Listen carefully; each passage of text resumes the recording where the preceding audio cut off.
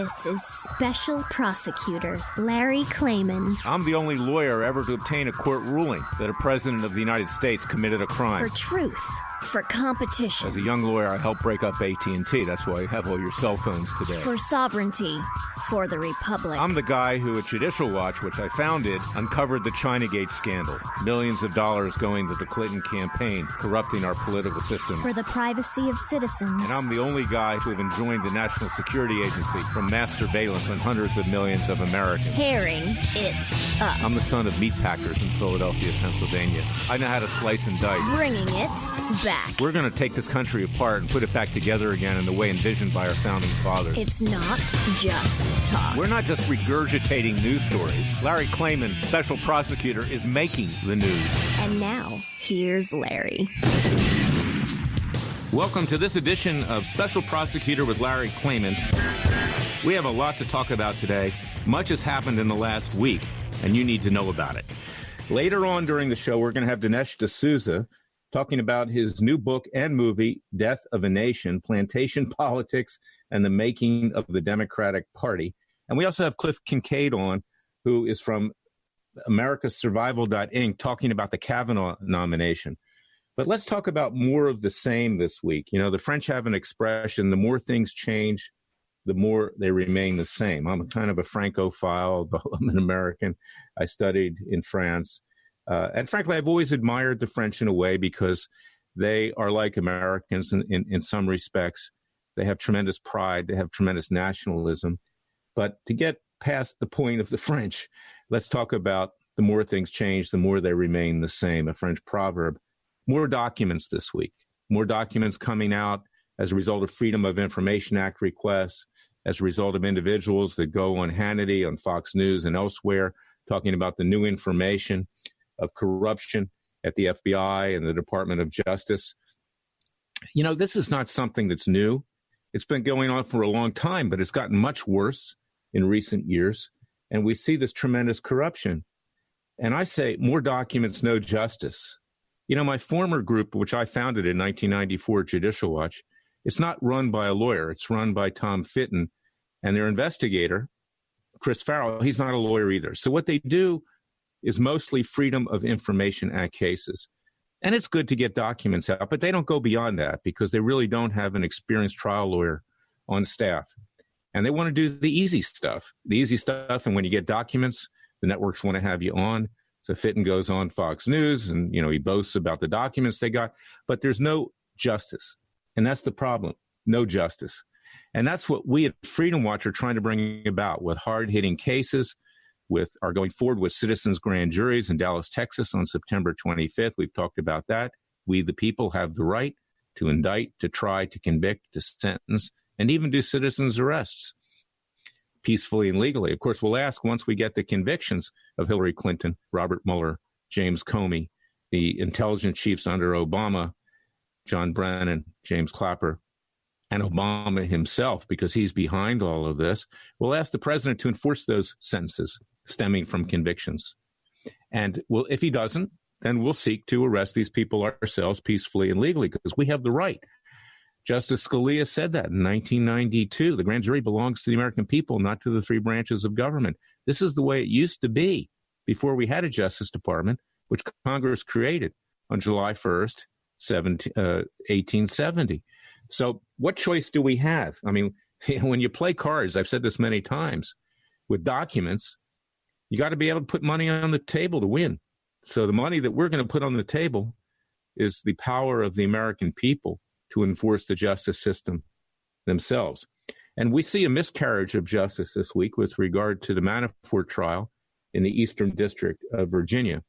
Regardless of whether Paul Manafort has committed tax evasion or not, the prosecutors that came into court immediately started to smear him, showing that he had bought expensive suits, that he had a leather jacket from an ostrich worth $15,000. And the judge, T.S. Ellis, who's a Reagan appointee, who should have had the courage to throw the whole case out. Excuse me, I'm getting choked up again. At least admonish these prosecutors in front of the jury. You know, judges have a tremendous ability to influence the jury. They shouldn't do that technically, but they do it. And I've seen it done by leftist judges. like Colleen Catelli in Washington, D.C. and others, where they try to pervert the findings of the jury. Well, T.S. Ellis was signaling the jury, I think, in a borderline way, but he was doing it to try to help Manafort because he sees the injustice, and he told the prosecutors and criticized them, and by saying, well, there's nothing wrong in being rich in the United States. In effect, we're not a communist country.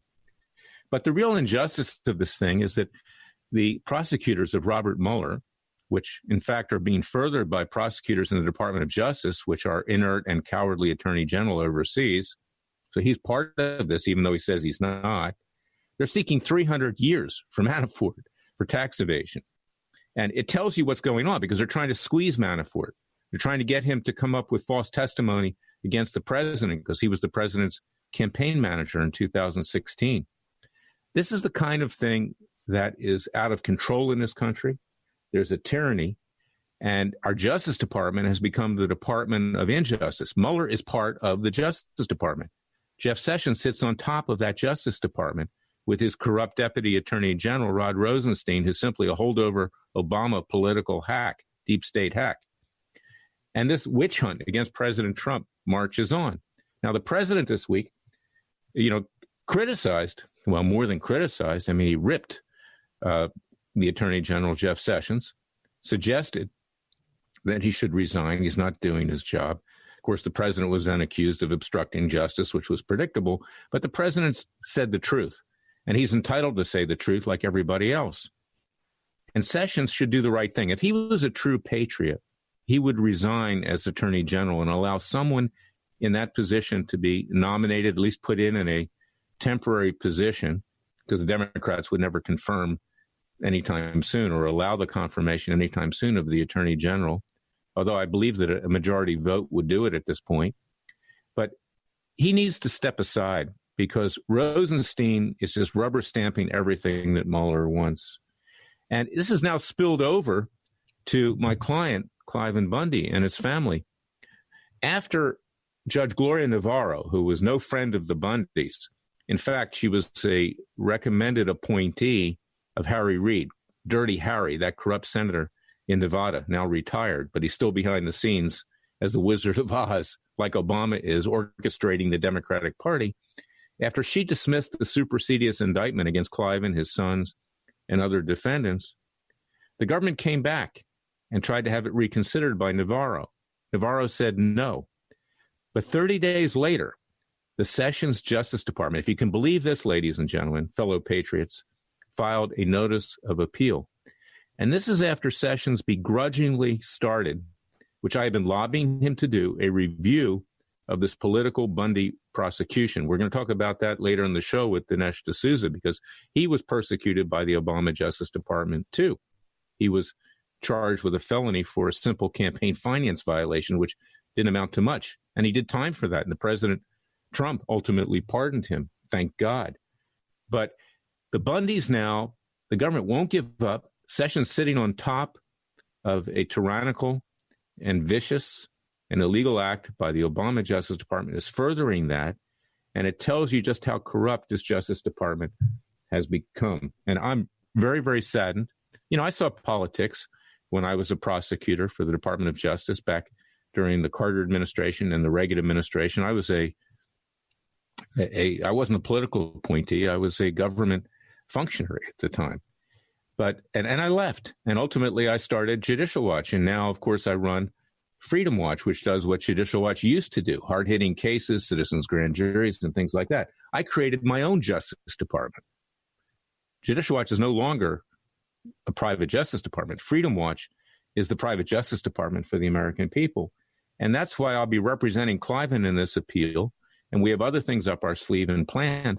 And we need to fight back. And we need your support, you, the American people.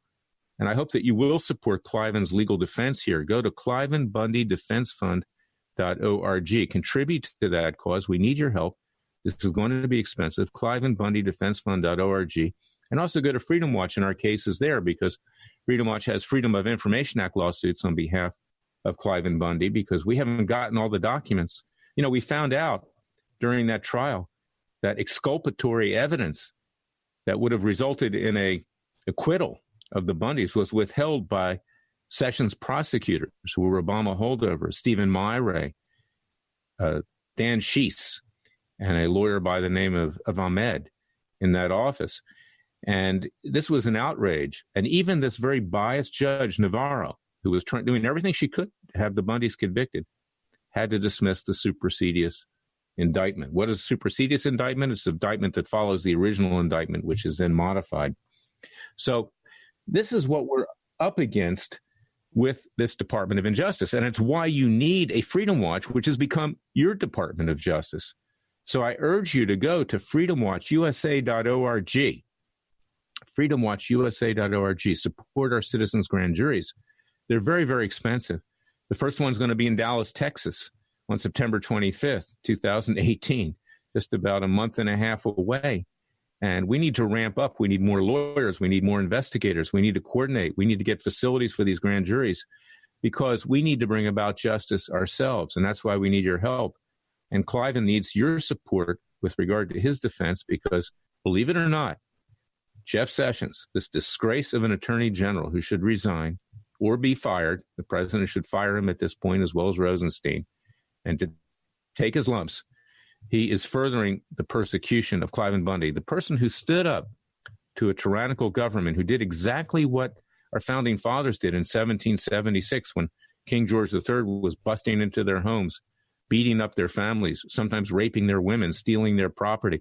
This is what the federal government attempted to do with the Bundy Ranch, put them out of business, take their cattle. If they didn't take their cattle, they killed them. In fact, they did, and buried them in mass graves.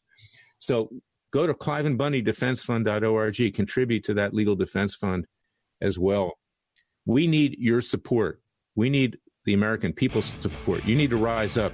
See the column I wrote this week on this Bundy persecution at WND.com and on our website at freedomwatchusa.org. We're going to be right back with Cliff Kincaid talking about the Kavanaugh nomination, which I generally agree with the president, but this one should be withdrawn. I'll be right back.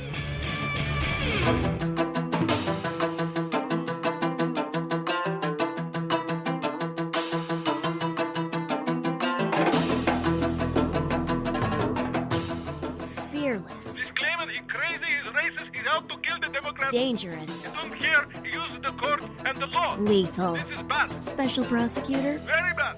Larry Klayman. If you'd like to support Freedom Watch and this radio show, go to freedomwatchusa.org. I want to introduce you now to Cliff Kincaid. He's president of American Survival, Inc.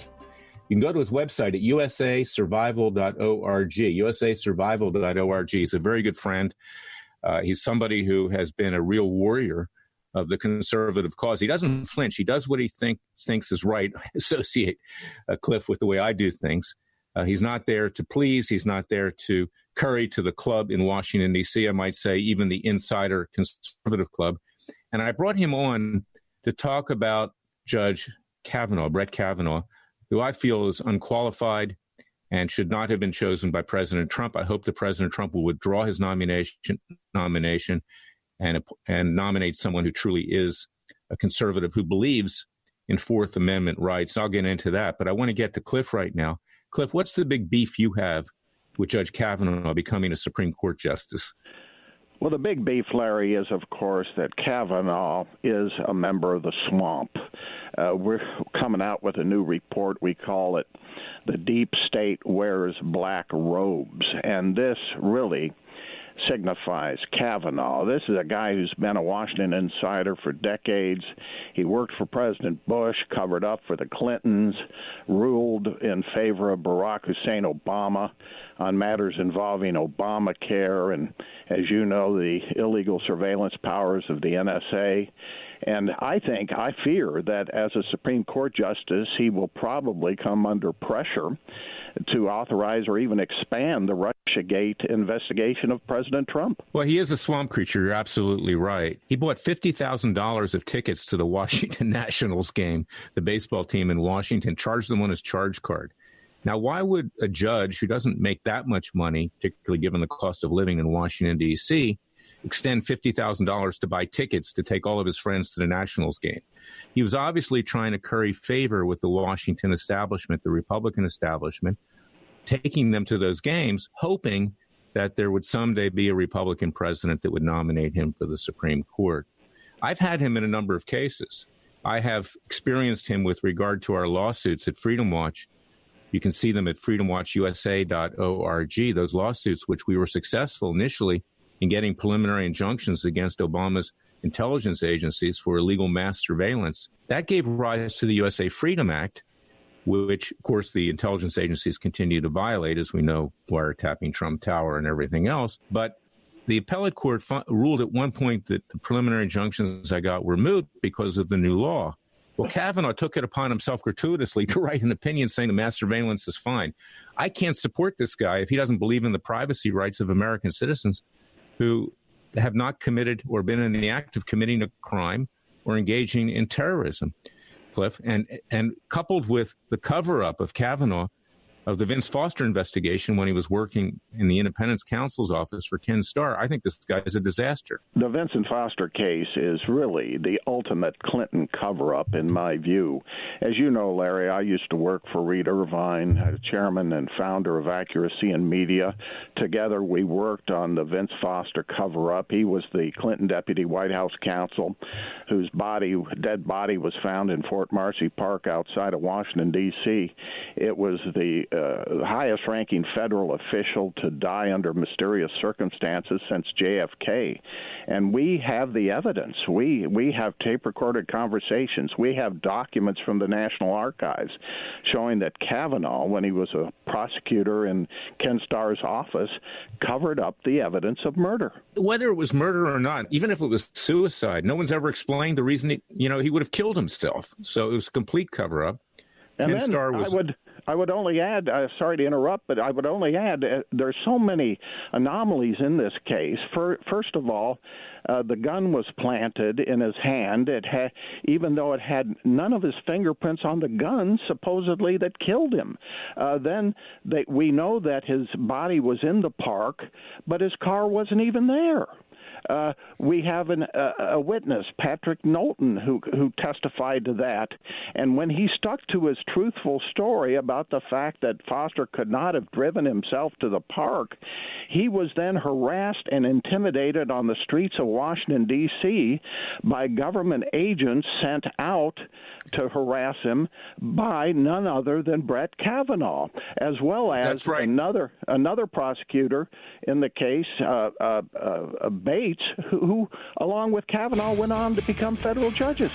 There are a lot of unanswered questions, Cliff, and I'm going to have you back to talk about it. We're out of time in this particular segment, but you've raised extremely important issues. I thank you for your work. I urge people to go to usasurvival.org and donate to Cliff's organization. It's a great organization. God bless you, Cliff. Thank you.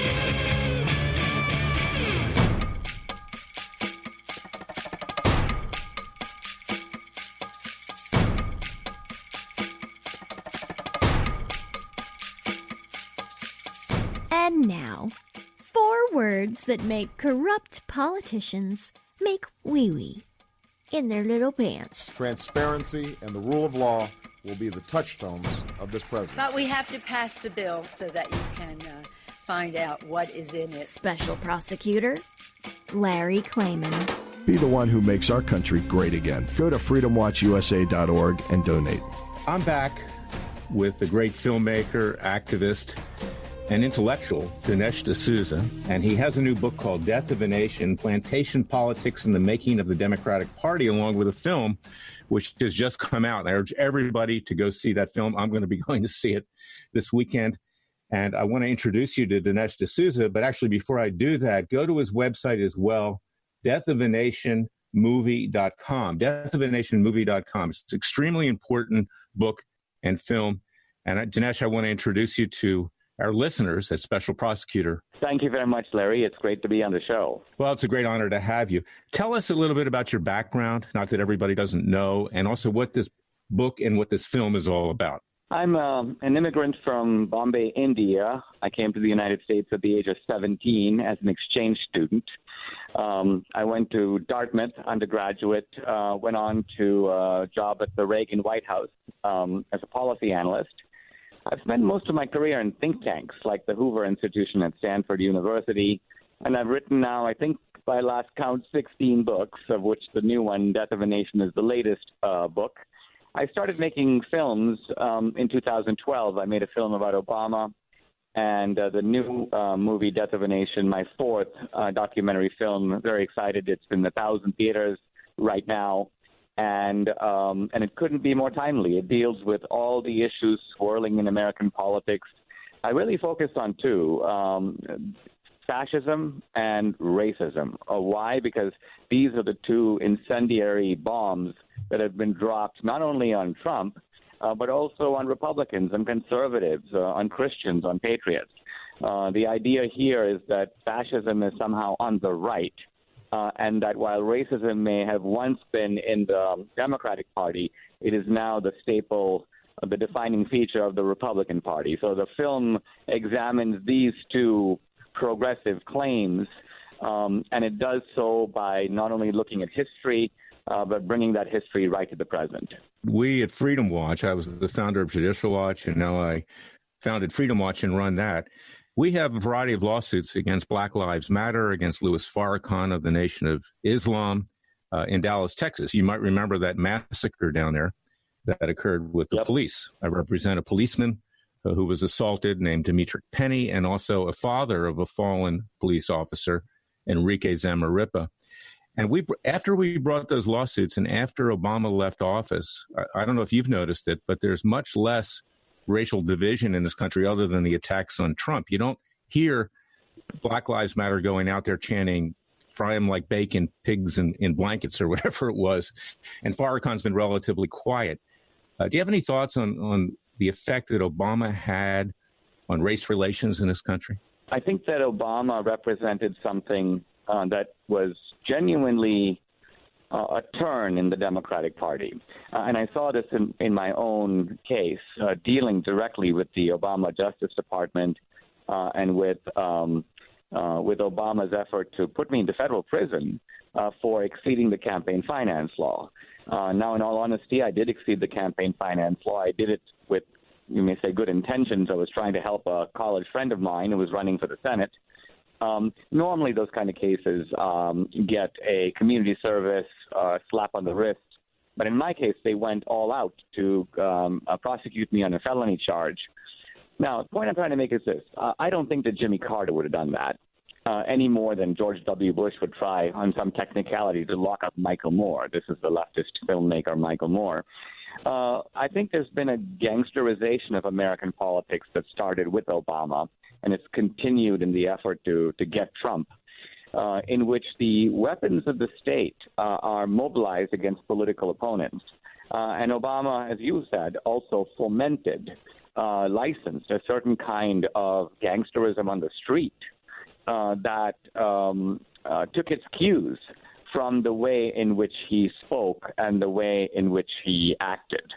Now, this is not obvious to a lot of people because on the surface, Obama seemed very serene, but he was an agitator, and I think he got that. He was an Alinskyite. Saul Alinsky, of course, recommending these kinds of gangster tactics. Alinsky, in fact, in a very revealing interview, confessed that he had learned a lot of this from the mafia. And so this is a scary thing that's come into American politics. People sometimes blame Trump, but I think Trump is actually the product of it. It's an effort by Republicans to stop it, and we'll see if that happens. I think you're right. I think that President Trump is a reaction to years of George W. Bush. I'm a Republican, too, personally, not in terms of my activities at Freedom Watch. I'm nonpartisan. But Bush, in my view, did not do a good job as president. And then, of course, we got Obama, and that gave rise to Trump. So at least it gave rise to something good. And I remember watching your movie, Obama's America, a very excellent movie, accurate. But it is interesting that since Obama has left office, we've seen less, I would say, agitation by Black Lives Matter. We haven't heard Louis Farrakhan spout off recently. Of course, he's under a lawsuit in Dallas, Texas, which we brought. But it does seem that things have changed. However, you've got Obama in his $8 million mansion in Colorado in Washington, D.C., kind of like the Wizard of Oz, behind the scenes, orchestrating a lot of foment, a lot of resistance, supported by George Soros. So he hasn't gone away, has he, Dinesh? Absolutely not. And I think the Democrats now have turned their lens, if you will, onto Trump. And they seem to be making an astonishing claim, a claim that to understand, you almost have to go back to Abraham Lincoln. This, by the way, is why I morph Trump and Lincoln on my movie poster. People go, how can you compare those two men? And I'm not comparing them as people. They were very different. Lincoln, of course, was brooding, melancholy, philosophical. Trump's temperamentally totally different. But in Lincoln's time, you had an outsider, Lincoln, who won as a Republican in a very narrow race, and all hell broke loose. And the other party, the Democratic Party, basically tried to cancel the election. The Northern Democrats were openly calling for Lincoln's assassination, which actually happened later. The Southern Democrats showed they were willing to break up the country rather than endure a Lincoln presidency. The same kind of craziness is going on now, except now the Democrats, the same party, by the way, which can't accept Trump's election, is basically saying the reason that Trump is illegitimate is he is like Hitler in 1933. He's a fascist. And the people around him, the Republicans, the conservatives, are the party of fascism. And so this is the big theme that I tackle both in the book and the movie. The book is where I put all the references. I lay out the argument. I support it. The movie, of course, is a dramatization, a kind of visual narrative that takes you through what fascism and racism really are and which party actually promoted them. So it's a movie that helps you to sort of get there. And at the end of the day, I think I try to show that the racist and fascist tale do not belong on the right, but need to be pinned on the left and have always been on the left. There's so much hypocrisy out there. You may know that I represent Cliven Bundy and members of his family, that famous standoff that was successful in Las Vegas, Nevada, actually outside in Bunkerville. He went through a trial for 2 years, kept in incarceration. He was prosecuted, much like you, by the Obama Justice Department. And what's interesting and really sad and frightening is that after that successful raid, I wouldn't say it was a successful raid, but successful that Cliven Bundy and his peaceful protesters staved off having to seize his land, kill more of his cattle. His sister was tased, assaulted. After that happened, Cliven gave an interview to the New York Times, and he probably should have been more careful about it, but they asked him how he felt. And he said, I feel like the Negro in the Old South. I feel like my family's been persecuted just like them. 2 weeks later, of course, he was called a racist by everybody at that time on the left. 2 weeks later, Obama's at the White House Correspondents' Dinner, and he's looking down from the dais at a table which had Senator Rand Paul there. Rand Paul had been supporting Cliven Bundy and his stand against the government seizing his land and his cattle. He's a rancher in Nevada. And Obama says, looking down at Rand Paul, I see, Senator Paul, that Nevada rancher's not with you. I understand you had invited him to this White House Correspondents' Dinner. He says, let this serve as a warning for anyone who starts a sentence off, let me tell you about the Negro. And Cliven didn't know that Negro was the wrong word. He looked in the dictionary. He saw Martin Luther King used it. But 2 years later, he winds up getting indicted by the Obama Justice Department. I think it was retaliation, in large part, for him use of the word Negro. And this is the hypocrisy on the left. I mean, use a word like that and you become a racist, but yet the left are the racists in essence. Very revealing. In those days, I was friends with Megyn Kelly. This is the old Megyn Kelly of Fox News, and she had asked me to actually go to the Bundy Ranch and do a kind of news report for her show about the people who had come out to support Cliven Bundy. So I have some personal familiarity with that situation. At least at the origin of it. And yes, I think you're quite right that Obama tried to intensify the chill wind of political correctness. Now, interestingly, the Nazis in the early years, they had a phrase called Gleichschaltung, which basically meant bringing all the cultural institutions of society into line with Nazi ideology. Everybody needed to, in their words, quote, work toward the Fuhrer. Now, I'm not equating the current atmosphere with Nazism, but I am saying that political correctness is the closest thing that we have today to that Gleichschaltung, an effort to sort of put a chill wind into America so that if someone says the wrong thing at work, they get fired. If someone falls toward the Hollywood bosses ideologically, they make sure you'll never work in that town again. If you're a conservative professor in a university, the dean will make sure that you don't get tenure. I mean, this is actually a terrible thing that's happening in America, I think. Particularly a nation that has a First Amendment. And so a lot of my career is devoted to absolutely trying to blow up this kind of nonsense. I think we should be able to speak our minds, speak more freely. I loved it, quite frankly, when Trump today on social media basically called Don Lemon the dumbest man on television. And he basically said that Trump made that Don Lemon made LeBron James look smart, which is pretty hard to do. Now, on the face of it, here's the president making fun of two black men. But the beauty of it is that Trump doesn't have a racist bone in his body. But he's also uninhibited. See, if I were doing that tweet, I would have to think twice. Wait a minute, LeBron James is black. Wait a minute, Don Lemon's black. We shouldn't think that way. True color blindness means that it should not matter that these guys are black or not black. And Trump should be Trumpian, whether he's dealing with LeBron James or Wolf Blitzer. You're absolutely right. And in that same tweet, he complimented Michael Jordan. In fact, he had been friendly with LeBron. LeBron turned on him. And I would have to agree, Dinesh, is that you can't worry about everything you say. It's what you do that counts. And this president, I believe he's going to be a greater president than Ronald Reagan by the end. And I loved Reagan. He's saying it as it is. And I know as a lawyer, as a former federal prosecutor that's toiled, in the legal system now for 41 years, that our system has become very corrupt. That these judges are politicized. A lot of them are political hacks. One of them has the Manafort case in Washington, D.C. Amy Berman Jackson is a good example of that. And this president calls it like he sees it. He's the first president to do that, and he knows the persecution against himself. So I want to thank you for exposing what's going on. We only have about 20 seconds left, and we'll have you back on a later show. But sum it up, Dinesh, in terms of what you've accomplished here, because you've accomplished a great deal. Thank you very much. Yeah, Reagan was a president in an era of gentleman's politics, and I wish we could get that back. But our politics today, the waters are much more roiled, and we need a president who can deal with that, and that's Trump. This movie is about Trump, but it's also about the great issues of race and fascism that are hurled at Trump.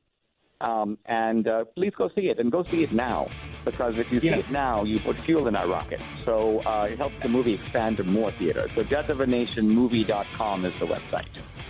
Thank you for coming on, Dinesh. We'll have you on again, and God bless and good luck with this film. Thank you very much.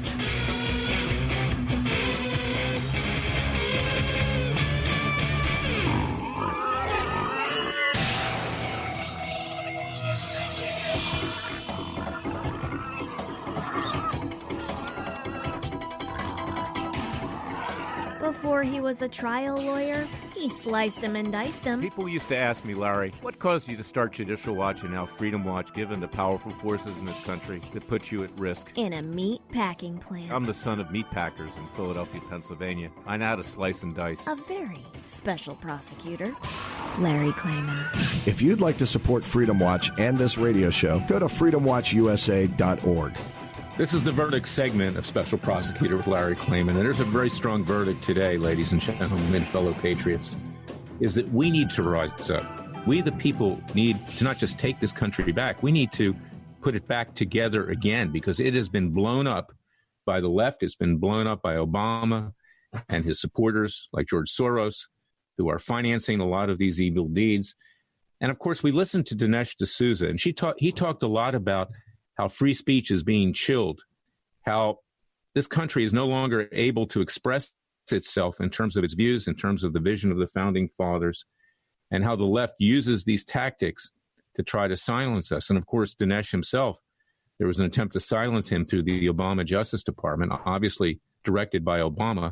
He was indicted for a minor infraction of campaign finance law, and in fact did 8 months' time. Thank God the president pardoned him. Tried to shut Dinesh up. But it's not just the fact that they're out there bringing legal cases, such as this, a prosecution of Dinesh D'Souza. Now we see Cliven Bundy, who I believe was indicted because he used the word Negro. He was actually favoring Negroes and blacks. There's nothing wrong with the word, or African Americans. It's all the same thing. I'm a minority myself. I don't mind if people call me by different names as long as they don't do it in a hateful way. But what we didn't talk about with Dinesh, and I'm sure he agrees with me, it's not just the efforts to silence conservatives and libertarians and people of faith at universities and elsewhere. It's violence. And of course, Freedom Watch has lawsuits against Antifa and the city of Berkeley in Oakland, California. We need your support for that.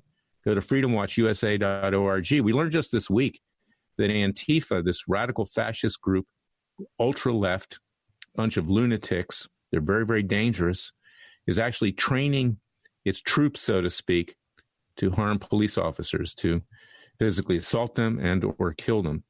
And this is the kind of thing that Freedom Watch does. You see, we put our foot forward. We're not like Judicial Watch. We're not just getting documents. We are bringing hard-hitting cases. There's great risk here to me, to everybody that's associated with this case. But we have to do what we have to do. I was in court a few weeks ago, and two goons from Antifa walk in. I mean, they look like they landed from another planet. And they were there drawing pictures of me while I was making an argument in front of this judge to intimidate me, to say, hey, we know who you are and we know where we can go to get you if we have to. And of course, they probably intend to. They've beaten up people. Our client, Kiara Robles, who just came to hear a speech by Milo, a Breitbart at the time, a nice gay woman who is a conservative, and they beat her up at Berkeley. So this is what we're up against. And it's why you need to support Freedom Watch. Go to freedomwatchusa.org and contribute to our cause. Contribute to Cliven Bundy's defense fund, to clivenbundydefensefund.org. And we're also out there with our citizens' grand juries. And that's something that we're ramping up, because we need to choose citizens from neutral voter rolls in Dallas when we start that on September 25th of this year. We need then to hire a retired judge or someone who's independent once we get the indictments of Hillary and Bill Clinton, of James Comey, of Robert Mueller, of Comey. I just repeated that again. Maybe he should be indicted twice. The guy's just unbelievable. And of course, the intelligence chiefs under Obama and Obama himself. We need your strong support for that. We need your strong financial support. We need your moral support. We need your prayers. And of course, we're very instrumental. We have a Judicial Selection Strike Force, and we've recommended that the president nominate someone other than Brett Kavanaugh. We don't need a Washington establishment hack as a Supreme Court justice. We need somebody with real courage, somebody who'll stand up for us against mass surveillance by the intelligence agencies and the FBI that hold us under a sword of Damocles, which, again, chills free speech, because these people try to dig up dirt on anybody who's challenging the government, and they have, and they've done it with President Trump. You know, they smear him, his family, and his colleagues. So I really urge you to support Freedom Watch. We are what Judicial Watch used to be. We are the People's Justice Department. And I'm a trial lawyer of 41 years experience. I'll do what it takes, and I don't worry about the consequence, because our founding fathers certainly didn't either. And if we're going to preserve this country, if we're going to save this country, if we're going to bring it back to their vision at Philadelphia on July 4th, 1776, we need to rise up, and we need everybody's support. I'll be back next week with another show of Special Prosecutor with Larry Klayman. Until then, God bless you and your family, and God save America.